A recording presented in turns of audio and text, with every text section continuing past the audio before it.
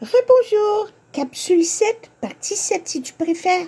On continue avec la loi du libre arbitre. Très, très, très important. C'est très important de reconnaître ceci. C'est la fondation de ton royaume. C'est la fondation, la compréhension que c'est toi qui choisis, qui gouverne ton esprit. Alors, par exemple ici, si quelqu'un dit quelque chose que tu n'aimes pas, c'est ton choix de croire ce qu'il dit ou ne pas croire ce qu'il dit. C'est ton choix de répondre méchamment ou de répondre avec amour ou gentillesse. Ou même ne rien dire du tout, c'est ton choix. De rester ou de te disputer, c'est ton choix. Tu peux rester dans le conflit ou tu peux partir paisiblement. Rappelle-toi que personne ne peut te faire ressentir quoi que ce soit. C'est toujours ton choix, tes choix t'appartiennent. C'est toujours ton choix sur comment agir et comment te sentir. Mais au départ, comment te sentir? Parce que comment tu te sens est relié à tes pensées, qu'elles soient conscientes ou non. Et à partir de tes pensées, ce qui se passe dans ton esprit, qui gouverne ton corps, c'est là tu vas avoir le choix entre tes mots, tes actions, etc. Donc le pouvoir de choisir est ton libre arbitre. Parce que du choix de tes pensées, les pensées que tu choisis de croire ou non, s'en suivent tes expériences. Il y a une expérience qui dit, là où l'énergie va, là où le focus ou les croyances, les pensées vont, l'énergie suit. Et d'ailleurs, Madame Diane me racontait que depuis l'année 2020, elle a compris tout ça beaucoup. Elle a choisi de ne pas croire en certaines choses qu'elle entendait. Et par la suite, son esprit l'a guidée à faire des petites recherches. Et elle a commencé à apprendre, à comprendre que beaucoup de choses qu'elle avait apprises, beaucoup de choses auxquelles elle croyait étaient fausses. Elle a fait le ménage dans son royaume. Elle le fait encore d'ailleurs. Alors on continue. C'est très important le libre arbitre. Tu comprends maintenant? C'est ton choix de choisir. Maintenant, nous allons à une loi qui est encore très, très importante. Et une loi qui nous amène la paix, c'est que tout le monde est égal. Tout le monde est égal.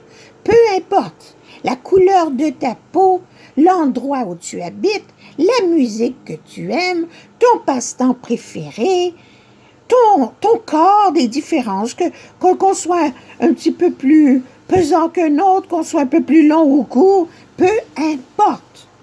Là où il est important, tout le monde est égal. Tout le monde a quelque chose de bon. Tout le monde a un talent. Tout le monde a recours aux mêmes ressources. Toute est énergie, tout appartient à tout le monde, cette terre, l'abondance et tout. Mais peu importe, tout le monde est égal. C'est là l'important. Tout le monde. Et parfois, on a un talent dans quelque chose et on ne l'a pas dans autre chose. Et une autre personne va l'avoir là où nous, on n'a pas de talent, lui en aura. Et là où moi, j'ai du talent, elle, une autre, n'en aura pas. C'est pas grave, parce que tout le monde a des cadeaux. Et là où est ton cadeau, c'est un cadeau à partager. Mais là, je ne veux pas m'égarer dans ça. L'important, c'est que tu te souviennes. Peu importe les différences, tout le monde est égal. Peu importe même aux gens qui croient à certaines choses dans leur cœur, qu'on appelle la religion, les cultures, c'est pas grave ça. Tout le monde a le droit à croire à ce qu'il veut. L'important, c'est que tout le monde est égal. Tout le monde a un royaume et tout le monde doit le gouverner. On continue. Merci, Madame Diane. Très gentille, Madame Diane. Elle pratique ces choses, hein. Elle réussit pas toujours, mais elle fait beaucoup de travail intérieur. Elle gouverne son esprit. Elle l'a appris tellement récemment. Alors, on continue. Ici, ça nous dit, que tout le monde est égal. Maintenant, parfois, tu connais peut-être quelqu'un qui semble méchant. Tu vois que certaines personnes blessent les autres. Alors, tu te demandes, je suis une personne gentille. Je ne ferai jamais mal à personne. Comment puis-je être égal à ces gens méchants? Rappelle-toi que la façon dont les gens agissent vient de la façon dont ils pensent. Donc, si quelqu'un agit d'une manière blessante, cela signifie qu'il souffre à l'intérieur, dans son cœur. Il a peut-être de la peine, de la peur. Il ne comprend même pas qu'en blessant les autres, il se blesse lui-même. Il ne comprend pas son royaume. Personne ne lui a enseigné. Tu es chanceux, toi, là. Si tu écoutes et que tu choisis d'appliquer ce que tu apprends, ta vie va changer et celle des autres. Si tu connais quelqu'un qui est méchant comme ça, tu sens qu'il agisse méchamment et que tu ressens que tu te sens à l'aise, alors souris-lui, comme je te disais tantôt. Quand tu donnes un sourire, le bien-être que le sourire apporte te le mène à toi. Donc, si tu es à l'aise avec ça, alors que quelqu'un est méchant, tu peux lui sourire. Ou, dans ton cœur, peut sourire. Tu peux dire dans ton cœur, mon cœur lui sourit.